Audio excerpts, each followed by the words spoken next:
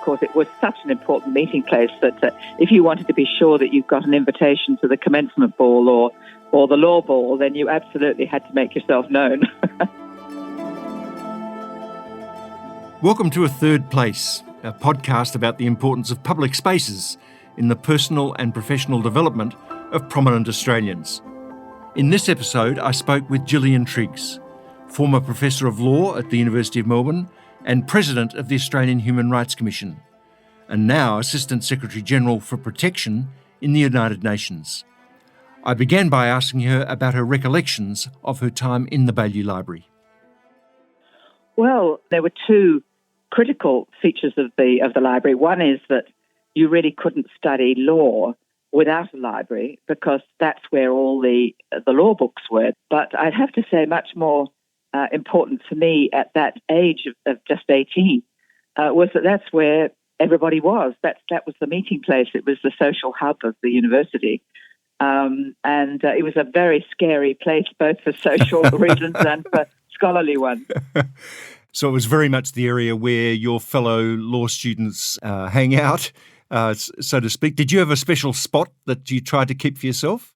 I did. I depended enormously on the librarian, and I used to be just a few seats away, a table very near where the librarian was, and in the hope that she would direct me in the right direction, because I never seemed to be able to work out the system of filing case books and legislation.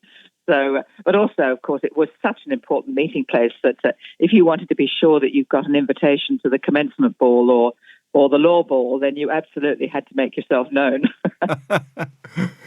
I recall an interview that you gave where you spoke about the experience of being one of just 15 or 20 women among 350 students when you were an undergraduate. It must have been quite daunting for you.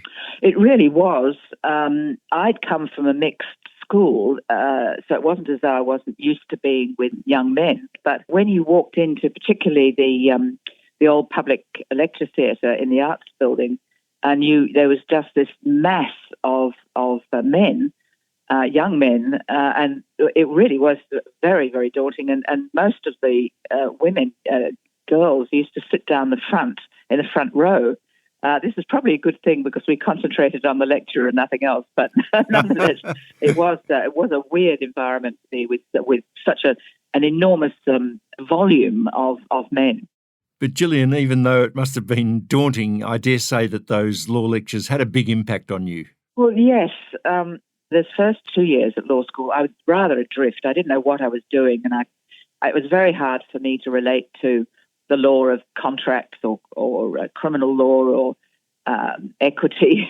Very, very hard indeed. I couldn't see where I was going with it, although I was intrigued by the logic and the philosophy behind the law. But it was all well beyond my intellectual abilities at that time. But I remember going, and this is a very vivid memory, starting my lectures of a man called Dr. Hans Leisser, who was a Polish Jew who had, mercifully for him, escaped Europe in the late 30s and came to Australia and joined the faculty at the University of Melbourne and lectured in public international law. Now, that was an optional subject. You didn't have to do it, but I was always interested in international matters and started to go to those lectures. And he talked about the vision of the Covenant of the League of Nations after the end of the First World War, which was, of course, the war to end all wars. And it was the first time law and international law had been used as a means by which you could constrain or limit the power of states to revert to war.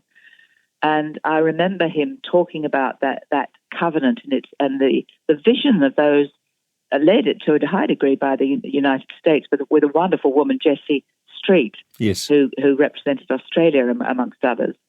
And of course, the covenant failed. The rise of fascism in Europe, the tanks rolled into Abyssinia from Italy. It was clear that the covenant had failed, but that set the scene for the Charter of the United Nations that we, of course, now have and have had for more than 70 years. Well, I remember thinking then, this was really inspiring. This was how you could use the law to achieve just outcomes, but most particularly war. So for me, a way of finding an end to the horror of war that we were so conscious of in the 60s, was very inspiring. So there was that one. The other one was a man called Peter Brett, that perhaps people don't remember so much these days. He, unlike all the other law lecturers, never seemed to have any prepared notes at all, and he used to wander into the front of the old chemistry theatre where we had our law lectures, Lord knows why. And he used to just sit at the top next to the taps and the sinks and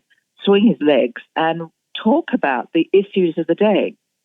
And at that time, the issue of capital punishment, of execution, was very much in discussion, and people were still being hanged in Victoria. But he talked about American cases of use of execution. And I remember being fascinated by him because it was no longer a case of writing notes down. There was nothing to write down. All you could do was listen to this remarkable man and think about the moral and ethical questions that he was raising. So he wasn't saying this is the law, but he was asking what the law ought to be doing and why we have the law.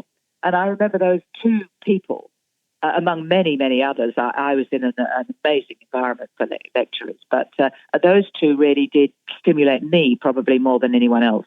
And of course, Gillian, then in 2012, you had the possibility really to put the passion that they'd elicited in you into practice as president of the Australian Human Rights Commission, where those lessons in the possibilities of international law and its obligations and responsibilities really became the core to your public life. That was an extraordinarily demanding and at times very stressful position for you. During that period, did you have a special other place that you had to go and recharge your batteries? It was a very stressful time, and you're right. Despite having been an international commercial lawyer working in the University of Melbourne for much of my career, I'd been very much on my own. I'd been in my office at the law school, teaching, or in a law firm. But because my area was so particular, and in the early years, very few people practiced in international law, I was very much on my own. Whereas at the Commission, I was physically in the building in Pitt Street. And I'd walk out of the door, and people would stop me in the Pitt Street Mall to give me their views about the work of the Human Rights Commission. Almost always favourable, of course. People were always very, very supportive. So that sense of place also became important. But the other, I'd have to say, is sort of bursting in through the kitchen door of our house in Vaucluse and sort of exploding with my husband about what had been going on. But the house, my home, became a very important place as well. And of course, you've now taken on another extraordinarily important position. I'm speaking to you after you've been in Geneva for all of a week, but you've been appointed by the United Nations Secretary General as Assistant Secretary General of the UN. And you'll be serving as the Assistant High Commissioner for Protection. That's right. With the High Commissioner for Refugees. What sort of work will that entail in particular? My job really is to ensure that the principles of law that protect human rights, but particularly protect refugees and stateless people and people displaced within their own countries, to ensure that the law and the principles of protection are maintained. But to be honest, that area of law is pretty clear. The main job, I think, is to work at a more political and diplomatic level with government officials, with politicians, ministerial representatives, to encourage them and to work with them and support them to meet those rules of protection. And Gillian, given the importance of what you're saying about the rule of law and of the principles underpinning legal discourse and practice, that there's an important connection back to your early time as an undergraduate and the academic rigour that you really learnt as a student. Oh, there's no question of that, Peter, and you do learn the rigour of good research. And of course, it's a point to be made in this day of post-truth and fake news that one of the primary purposes of a university is the pursuit of truth.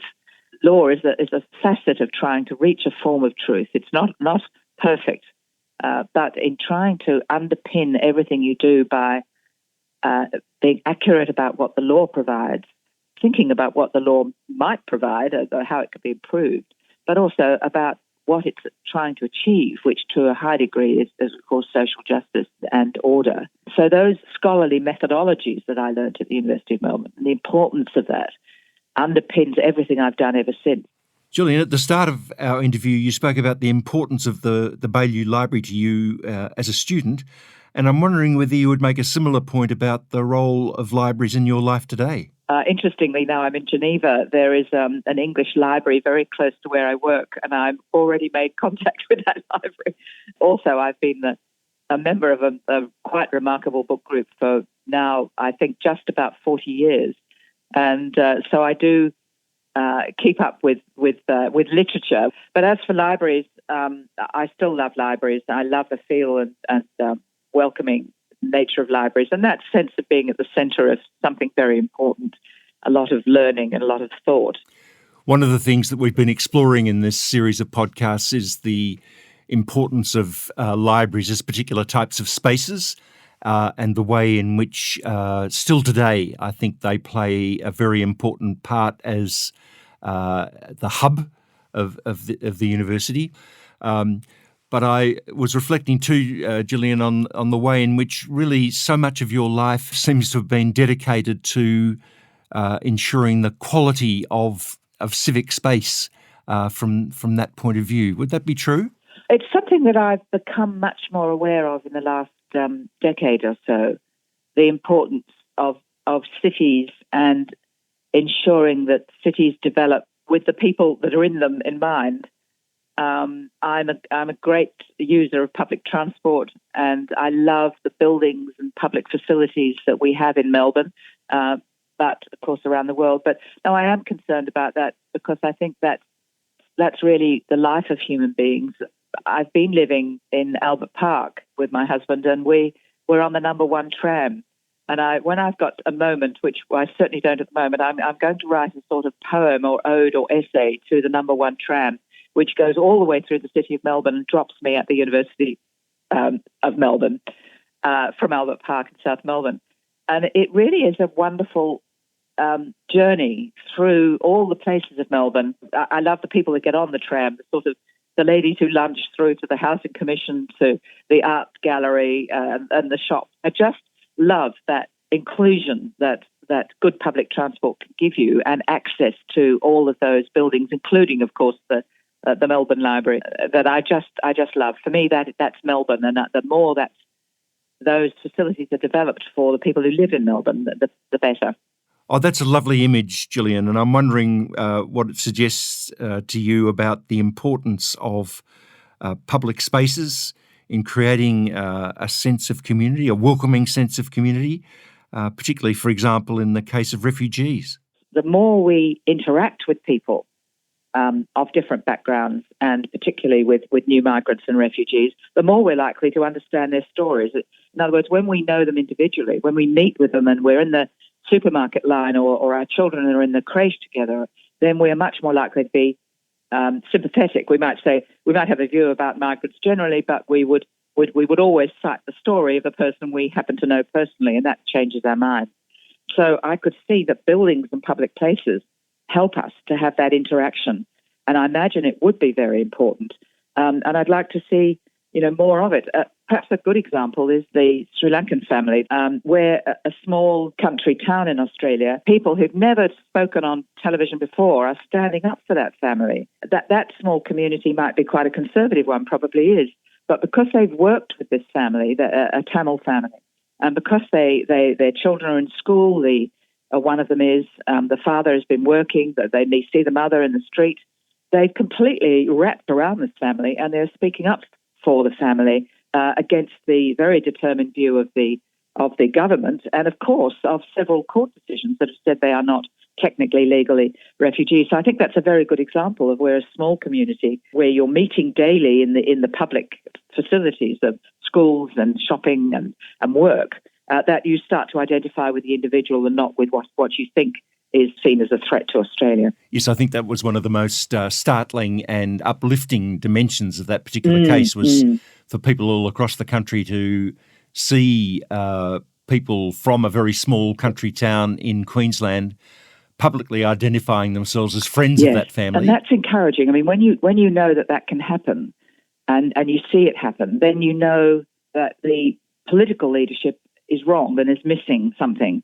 And I think it gives us a sense of what we can do to change that situation that's occurring in Denmark and Norway and Sweden and Britain and France and even in Canada. We have to think a little bit more about giving voice to those communities that have connected with people in need. So I think it's an important lesson to learn. Thanks for listening to A Third Place. I'm your host, Peter McPhee. Today's episode is brought to you by the Baillieu Library and Learning Environments at the University of Melbourne. It was produced by Chris Parlow and Phil Shaw. Recorded by Gavin Neighbour at the Hallwood Recording Studio. Edited by Phil Shaw, David Withers and Catherine Hayhoe. Rory Mullen is our intern, and our associate producers are Andrea Hurt and Ashley Sutherland for the Baillieu Library, and Eileen Wall for Learning Environments.